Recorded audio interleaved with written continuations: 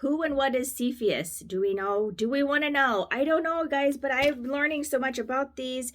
The zodiac, the constellations, and what they bring forth for us. And I was super excited when I started working with Cepheus.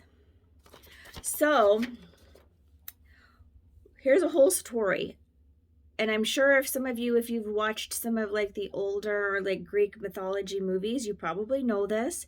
I did not know this. So Cepheus was a king of Ethiopia, and he was married to Cassiopeia, which is another constellation very close to him, and we'll be working with that as well soon. And they had a beautiful daughter who was Andromeda. And so Cassiopeia, she was like going around boasting that her and her daughter were more beautiful than the daughters of the sea god Nereus. And these daughters of Nereus were called the Nereids. And they went and they complained to Poseidon because this, Cassiopeia was going around boasting. So Poseidon got so mad and he flooded the land of Ethiopia, and he sent a terrible sea creature called Cetus to ravage the coasts of the area.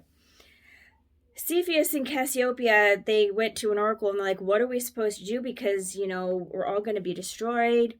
And they were advised to sacrifice their beautiful daughter Andromeda to the sea creature in order to appease the god Poseidon. So they chained Andromeda to a rock close to the sea, and they waited. And then along comes Perseus, and he instantly falls in love with Andromeda. And Cepheus and Cassiopeia tell him that if he saves her in time, that then he can marry her. So as Cetus, or the sea monster, grew close, Perseus saved her and killed the monster.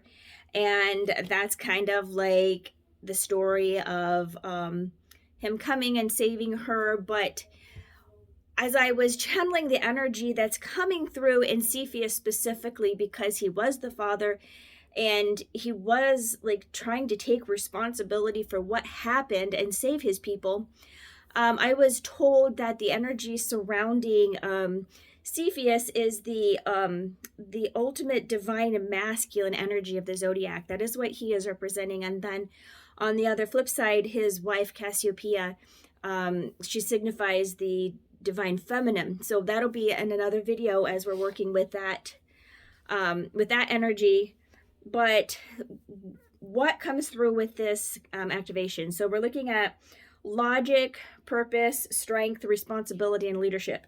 Those are the energies that are going to be brought in, along with, the energy of each star and galactic objects and galaxies that are in that constellation. So, so it contains this really cool picture of like the Nereids and what they looked like. They were gods or demigods, and I find them interesting. So anyway, that is the energy around the Cepheus Galactic Grid activation, and you can find it at www.sapphirestarcodes under Sacred Site Activations. Bye, guys.